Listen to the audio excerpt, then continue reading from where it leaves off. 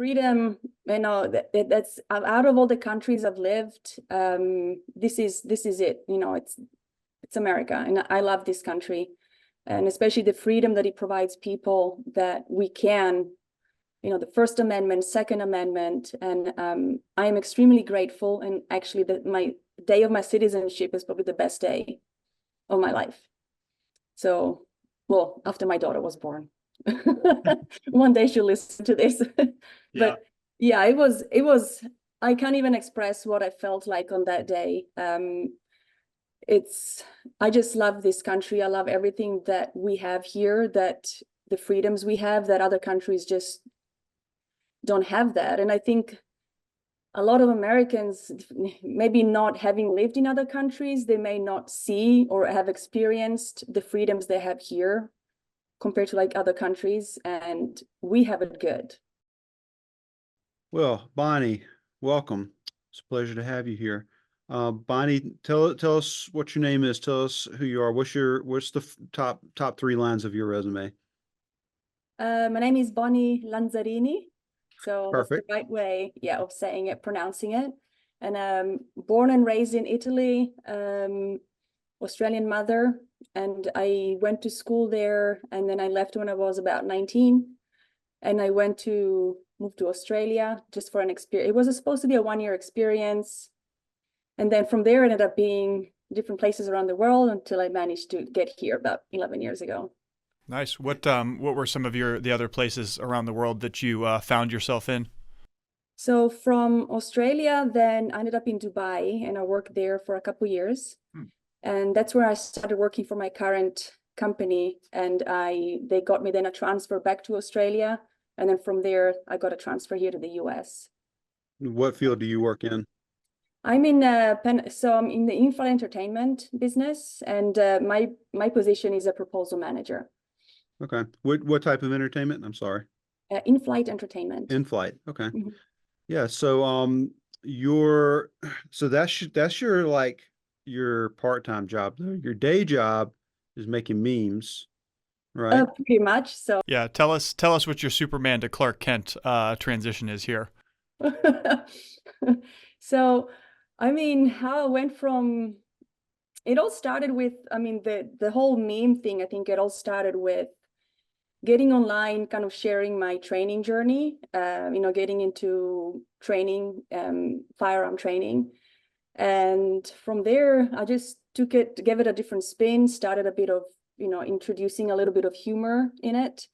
And I think at some point I discovered memes and how funny they were and how they brought a lot of humor into my life.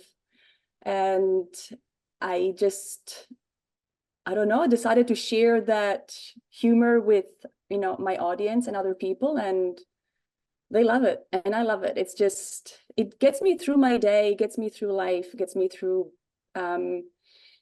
stressful times. It's just a way of laughing and helping get through hard times. Plus it's funny. Are you a funny person in general? Are you like a comedian with your friends and everything? I guess people tell me I'm funny, so I guess I'll take it. That's the only answer you can go. You see, if you say yeah, I'm funny, then you're gonna put too much pressure on yourself. So that's a good way to say it. I mean, sometimes I find myself laughing at my own jokes. So okay. Hey, if you're funny to yourself, that's a good, you're one step ahead of me. Yeah, everybody should just stay in their own little world. It makes life a lot easier to bear. Okay, so let's take a step back here, Bonnie. Your social media content is revolved around firearms self-defense training, right? Correct. So how'd you enter into that hobby? Yeah, so well, it all started through a bad marriage, actually. How it got me into it. It was a lot of years of being crippled by literally anxiety, stress, fear. Like I had pretty much, I was left with zero self-esteem, like not feeling good enough. And I was not myself anymore, but I made the decision to end it, which was probably the hardest thing I ever had to do in my life, hardest decision. But To end the from marriage, you there, mean? sorry? You made the decision to end the marriage. Yeah, it was Okay. just a really hard, it was probably the toughest decision to make. It was heartbreaking, but liberating at the same time. It took a lot of I think like introspection and self-examination to kind of get myself out of that hole, and find myself again. And three things that helped me are, well, my faith, humor, and firearms training. So I decided to purchase my first gun when I came out of it, started the divorce process, to feel safer. And for a while, I just carried without, just doing the basic proficiency test. And then until I realized, I need to get some training in here. And through some friends, I found a good trainer, went for my first one, and I was hooked. Also realized, it made me realize that I'm carrying a firearm on me, but I don't really know how to operate it that safely. And especially, I think at that point, I was still a little scared of it. And that's a bad thing. If you're carrying a firearm on you and you're scared of it, it's not, you shouldn't even be carrying it at that point, because it's going to control you versus you controlling it. So that's how I got into firearm training. And then I committed myself to doing, I think it was maybe twice a month, go back for a class. It was a one-on-one with my instructor, and it went on for years. I just, I made a commitment to myself to get as proficient as I can, be as safe as I can. And the more I trained, the more I realized that I have to learn, the more there's stuff that I'm not proficient at. So it's been ongoing since. So you became a U.S. citizen a couple of years ago at this point, right? Last, yeah, 2022, the year before, yeah. You were able to purchase a firearm not as a full U.S. citizen, or how does that work? Yeah, as long as you're a permanent resident, you're still allowed. You just have to provide the green card. So you're still able to do so. And I know I get that question quite a bit from people that are not citizens yet. And yeah, it's as long as you have a green card holder, it's no big deal. Same process. Did it have the effect of changing your confidence and your feeling of security? Absolutely. I think it's probably been the biggest thing in gaining my confidence back. You're out there and you're able to control a firearm and be able to get hits on target. And even the fact of then getting into classes with people that you don't even know. And it's something I was a little apprehensive at first doing it, because there's, at the beginning, there's always a little fear of, I'm going to look bad in front of people, or it's going to be embarrassing. But, you take that leap and you realize that everyone's there to learn. No one's looking at you. Everyone is focused on learning. But definitely it's been, and I've said that to a few people, honestly, training has saved me. It's what got me over to finding my confidence again, my self-esteem, and it's kind of being the person that I was before all that bad stuff. How often do you train these days? I go to the range twice a week. I take classes when I can. I did a bunch last year, the year before, but my commitment to myself is to stay disciplined and just get out there and keep training, because proficiency is super important, especially taking classes that push your boundaries, or doing force on force. That's like the real stress right there. Like, you're doing force on force and you're put into situations where you have to think and act quick, and you realize, oh my gosh, it's like, I'm dead, or I killed someone, an innocent person. So it's just my motivation to get out there and keep getting as good as I can. So you feel a certain degree of responsibility. That you made that choice to arm yourself for your personal security, but then you realize that you have a sense of responsibility for everyone else that you're around, basically. Yeah, everyone else around. Yeah, because you hear a lot of shooting happening in gas stations or public places like schools or anywhere outdoors. And if you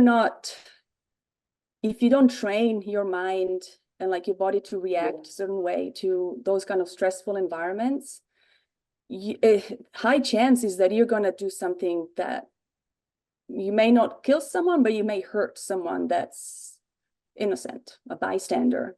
So that's why for me, training is so important, because I have a responsibility to everyone else around me, every other citizen out there. As a lady who has chosen to carry a firearm and begin training in firearms, did you ever encounter any, so we say, chauvinistic attitudes, or did you feel supported the entire time you were training? Like, were there any obstacles because you jumped into that as a woman? Well, when I'm out there training with like classes and people, the support is always there. Like in those environments, always 100% support. I think the not so supportive side comes from social media, because I made the choice to put myself out there and pretty much journal my training journey from the very beginning. So at the very beginning, I was just starting, I was showing videos of even me practicing dry firing at home or at the range. So I was learning, but because you're putting yourself on social media, a lot of people, what we call the keyboard warriors, see something and decide to just insult and blast you off as a gun bunny, or it wasn't, at the beginning, it was a little tough. And I've had even bigger accounts trash me for that, for no reason than just, I don't know why people do that, but, and it affected me a bit at the beginning. I was still, working on myself, on my confidence, and it affected me a little bit at the beginning. Now it's like, it doesn't matter what people say. I know who I am. I know what I'm doing. I know why I'm out there training, and that's all that matters. So, since you've documented so much of your journey, do you find that women that perhaps reach out to you on social media that are perhaps in your shoes? The good thing, that's why I do it, is to try and inspire people, especially women, to really get out there and take control of, your life, especially if you're in situations where, you've come maybe from abusive relationships, or, your self-esteem and all that is like, just get out there and train, especially if you make the decision to carry. And my goal is to just show women that, it can be done, and, be responsible for your choice to carry.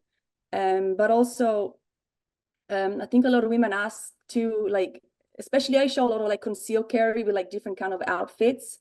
So like, you don't have to just, dress as a slob or like jeans or a t-shirt every day. You can safely conceal, even like wearing a dress or, a little more classy. So it can be done, but I'm trying to push that no matter how you carry, you have to go and train it, because it's easy to just, stick a gun anywhere and conceal it, but you have to be able to know how to, draw a gun, shoot effectively on target, and be safe.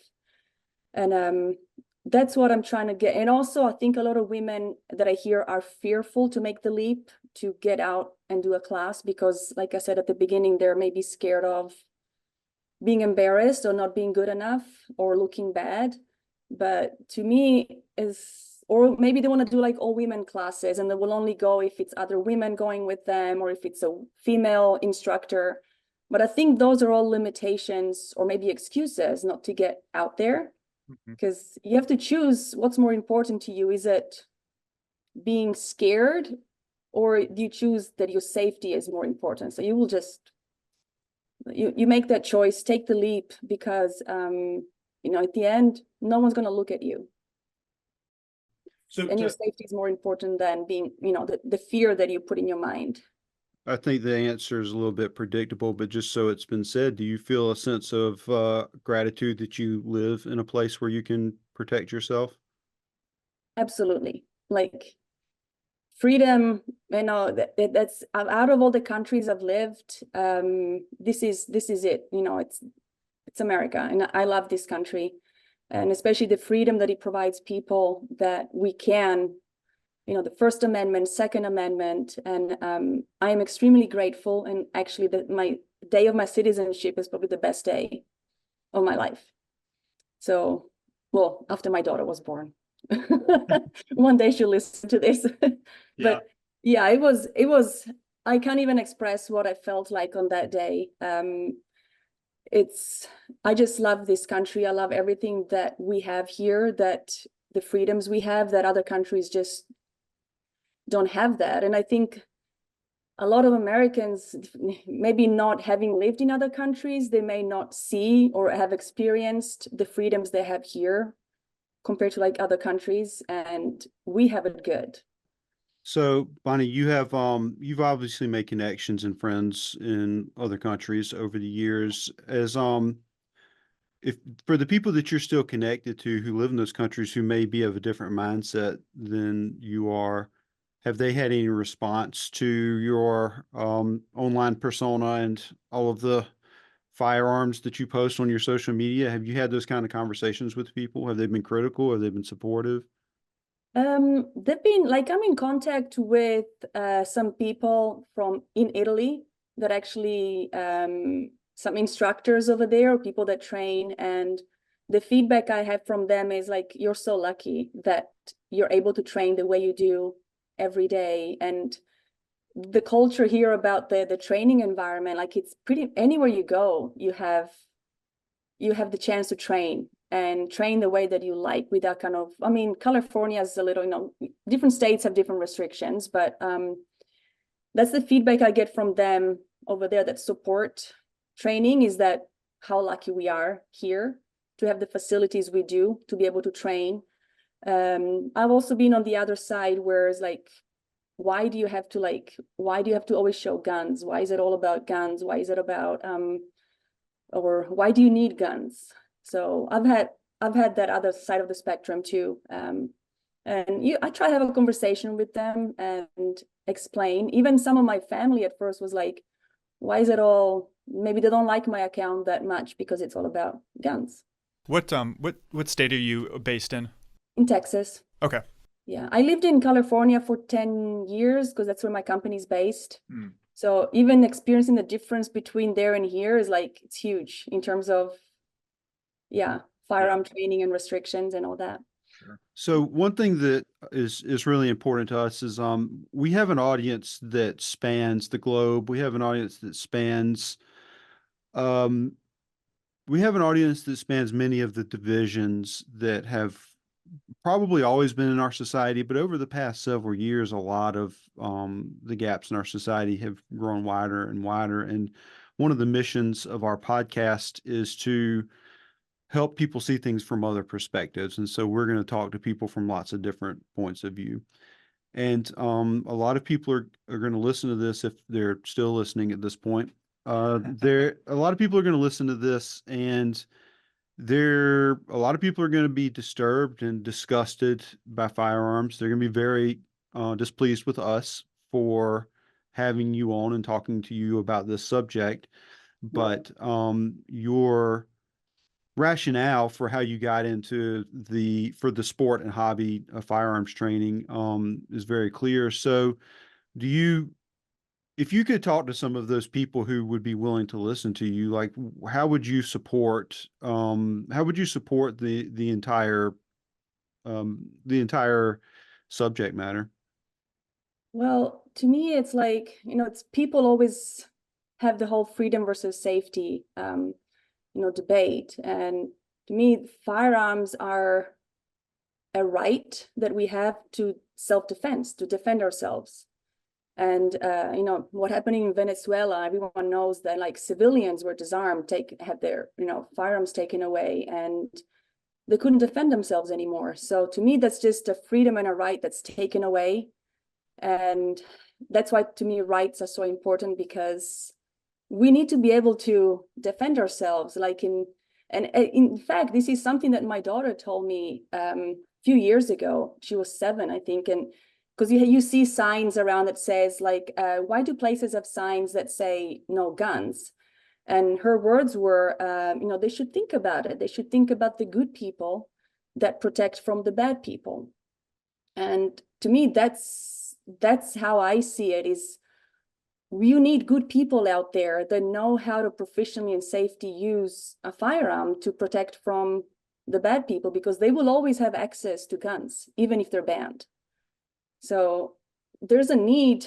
It's not just a freedom and a right, but there's a need for good people out there to, to man up and just, protect not just yourself, but everyone else around you. It raises an important question for everybody to ask, of saying, we always throw around a good person and a bad person. That's a very common way to speak. And the reality is that we don't know who's a good person and a bad person. And the deeper reality is that we're all a good person and a bad person. Some of us make choices that are more harmful than other people, and some of us make choices that contribute to our society. And you kind of fall into one category or the other, but we're all capable of doing really bad stuff, but we're all redeemable, and we're all capable of doing good stuff.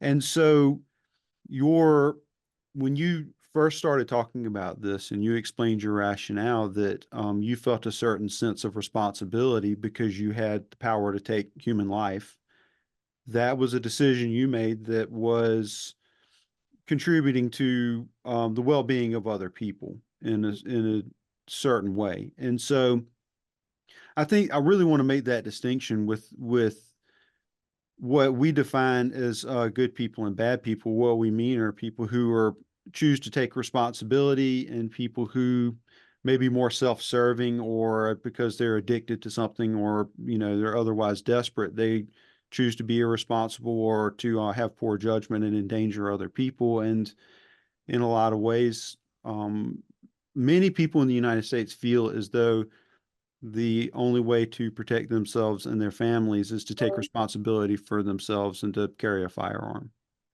Yeah, and it's like, it's not just firearms, but that's why I'm big also on like combatives, because you may not always be, or they may take even the weapon away from you, but that's why it's important to even know you have a body, you train it.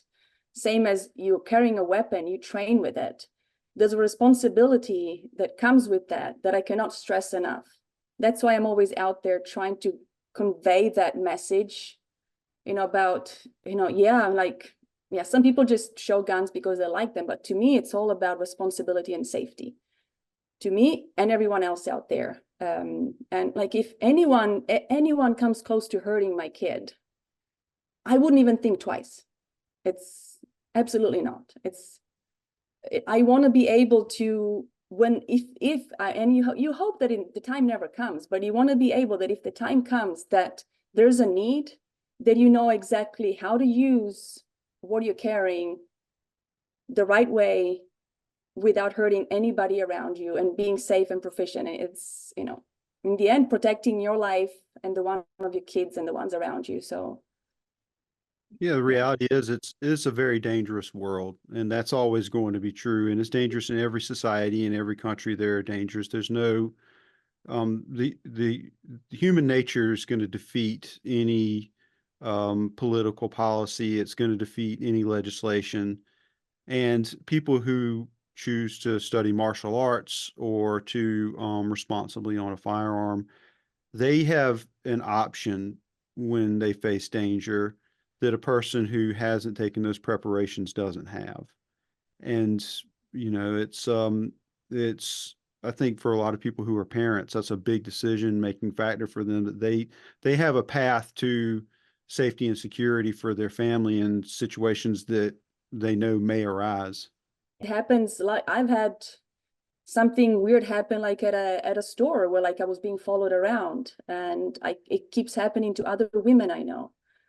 Black vans blacked out, parked right next to them in the parking lot at stores like Ross and Target, and kids, almost being kidnapped. And it happens every day out there. So, and as a woman, single mom out there, kid, I want to be able to feel safe wherever I go, and keep her safe. It's really important for if anybody out there is listening and thinking about taking a self-defense course, man or woman. I don't think that it matters. I would really encourage you to do it even just once. I've been studying martial arts for about 25 years, and I can tell you, while I've never had to use it, we've at our school, we've trained, hundreds of people that have been in and out of those doors for, during that time.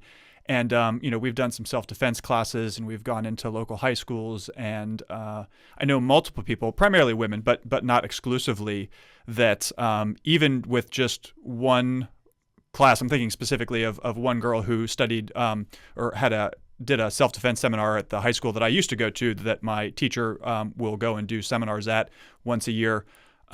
She ended up using what she learned in that one class a couple months later and defended herself. And then, she reported back to him, and then wasn't until some years later. But then her younger sister, when she became of age for the classes that we teach, came and trained with us for a number of years until she went away to college. So, there's a lot to be gained from just a single, if not regular training, which is obviously better and so forth, but just that single class and having a good instructor who can kind of walk you through what the scenarios might be, because particularly in the US, and particularly if you live in like a nice city or a suburb or whatever, you don't really think too much about what the dangers are until perhaps it's too late. So to even just go through that mental exercise of, these are possibilities, and you have to decide if one of those bad situations arises, if you've thought about it, like, this is what I'm going to do, you're way better prepared than if it's just completely caught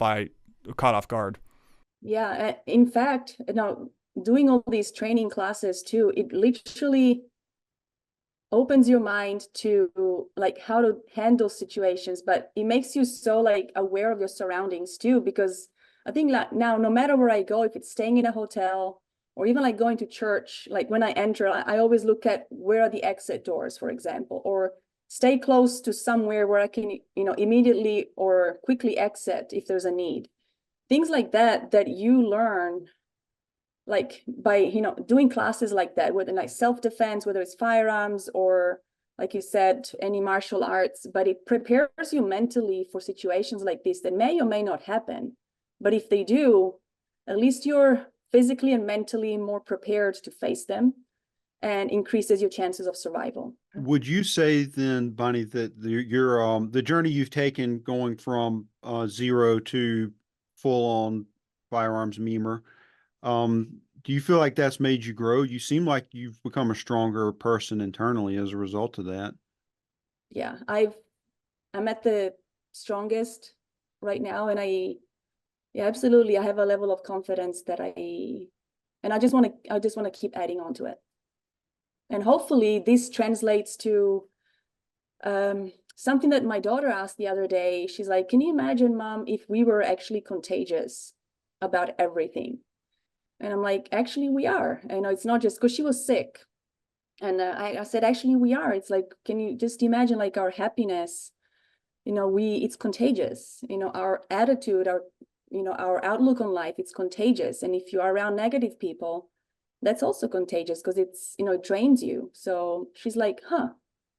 And so that's what I plan to now, this kind of newly discovered confidence and kind of happiness and humor that I try to get it out there and hopefully, inspire people to maybe overcome, maybe if they're on the fence about anything, or just to overcome anything that they're going through.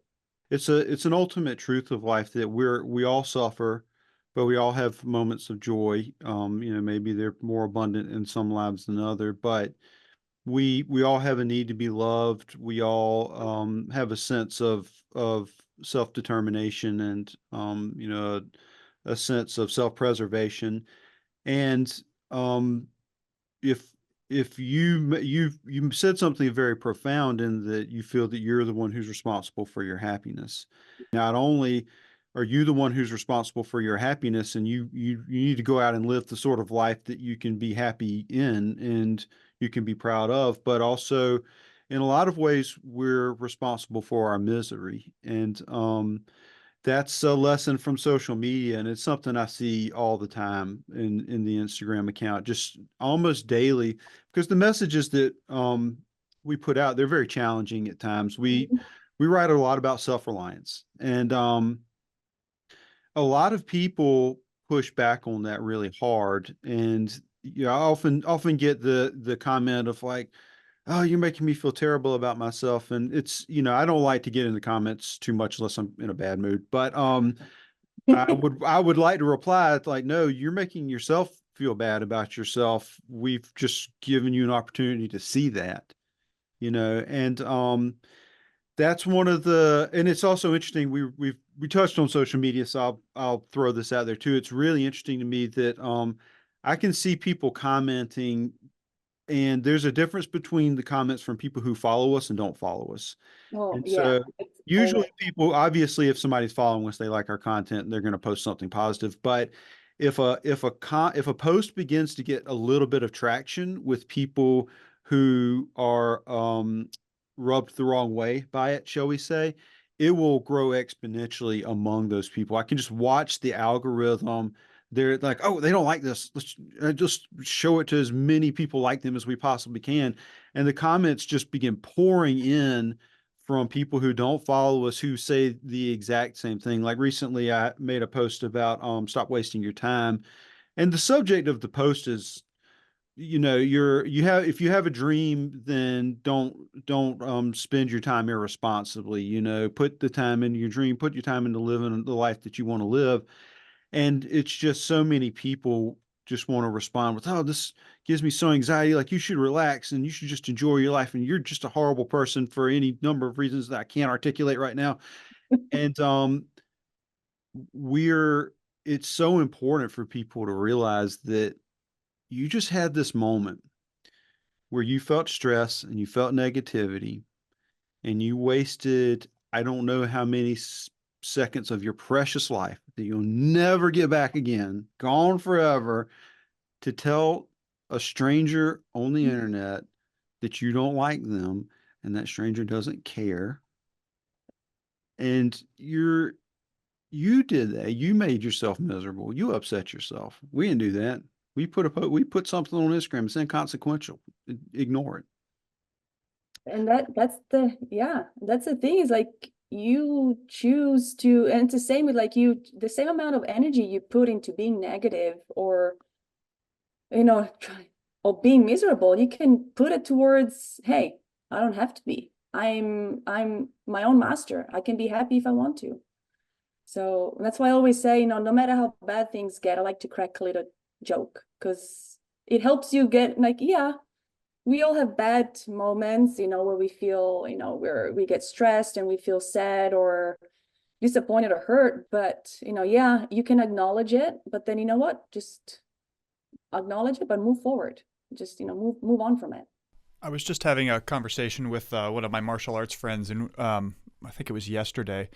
And I think that it's relevant here in that if you have trained yourself over the course of your life, however old you may be, to go towards that negative thought, like you're creating those pathways in your brain that are going to prefer. They're just like the myelin sheeting happens, and the neurons are just going to flow down that pathway. So it takes deliberate effort, just like you have to do the deliberate effort if you're practicing martial arts or you're doing firearms training, like that repetitive thing to build that into the automatic response so that you just automatically go to that place. So if you've spent your entire life up until now having these negative thoughts and preferencing being upset or whatever, like then when you decide that you're going to make that change, which hopefully if you do, then you also have to acknowledge that when you start out that way, it's not going to be easy. And the only way in which you're going to start to train those pathways differently is through a lot of conscious effort. I mean, it's just like learning anything new, but I think often we don't apply it to our mental state. We feel like we don't have as much control over that as we would like, but we do. It takes time. It takes, yeah.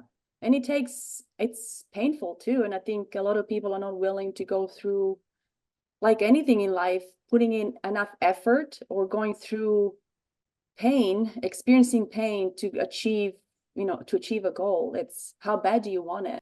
Yeah. I think I'm probably misquoting, but I think it's David Goggins who's, like pick your heart. It's hard to be miserable all the time.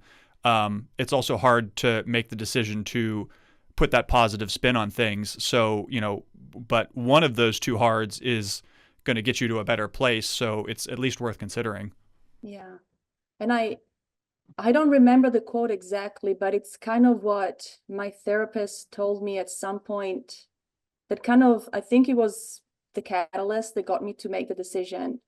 It was, I think the quote said something about that most people prefer the certainty of misery than the misery of uncertainty. And I think that's how the quote is. And that really spoke to me at the time. And it's true because at least you're miserable, but at least you know what to expect. Yeah. And you're comfortable with it.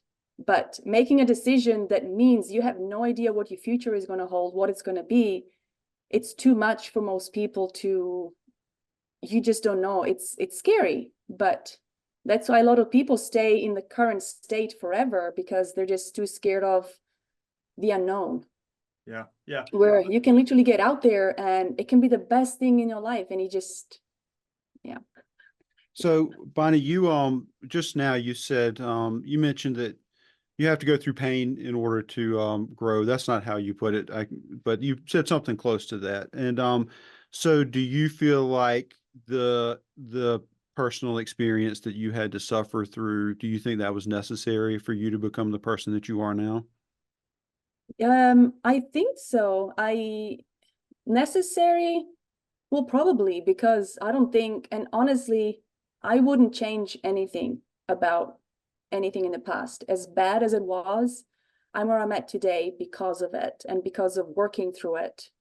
So it will probably, yeah, it was probably necessary, but it's how you, it's down to you to how you take that, and you can either let it break you or you use it to grow. So, but yeah, absolutely. And I always tell people now, it doesn't matter how bad it was, I wouldn't change anything, and I would go through it 100 times over. What do you think has been your greatest success in life? Man, right now my biggest success is, well, my kid, but teaching her the things that I'm teaching her to get through life, thinking, using her head, and, being resourceful in a way that, because I'm always telling her, figuring out, keep trying, don't quit, and find a way. That's the one thing. And that's, I think my biggest success is after like having conversations with her, or even seeing her interact with friends, hearing what she tells them. I'm like, it's actually translating. She's picking up on it. She's learning. And I think that's the one thing that I'm most proud of today. What do you think is the thing that you failed at the worst in life? I don't think I failed at anything. I don't think it's a failure per se. I mean, we all have little failures, daily, or, but I wouldn't call them fails, because I use them as a catalyst to just get better at it. How did becoming a mother change you as a person? Well, I suddenly became scared of flying. That's one thing. Which in your line of work may be inconvenient. No, because I've always been very lucky with like who I work with, give me the flexibility to do that. And now I work from home. But it just, the way that it changed me is, man, she's like the most precious thing I have in life. And I will literally do anything and everything to protect her, which is why the whole training thing, at first I thought it was for me, but it's not for me. It's even mainly for her now. It's become mainly for her, to protect her. So you find a strength in you that you don't even know you had before you're a mother, because you're the one person that you have a child that only, they rely on you for anything and everything, to protect them, to whatever it is. And you find resources in you that you didn't think you had. strength, resources, and I think it turns you into a better person. So And you're she's the reason why I'm so strong today. It's all because of her. how old is your daughter? She's 9. So, how many, in your experience, how many of the women who pursue firearms training are survivors of abuse? Of the women that I've met so far, I haven't met that many in the industry that are survivors of like abuse. And I think mainly because there's maybe a fear of making that step. I've met a few, and I've met a few that are trying to get to make that leap. Yeah. When you go to training, it's about training. You're not asking a lot of personal questions. You guys are just out there doing what you got to do. Yeah, and usually most of the classes I go to, it's all men. Oh, really? Yeah. Okay, I didn't get that impression from our earlier conversations. Yeah, and I think what I was saying earlier is that a lot of women kind of they make they don't want to go unless they have other female shooters or it's an all-female class or a female instructor. But to me, that wasn't the priority. For me was training.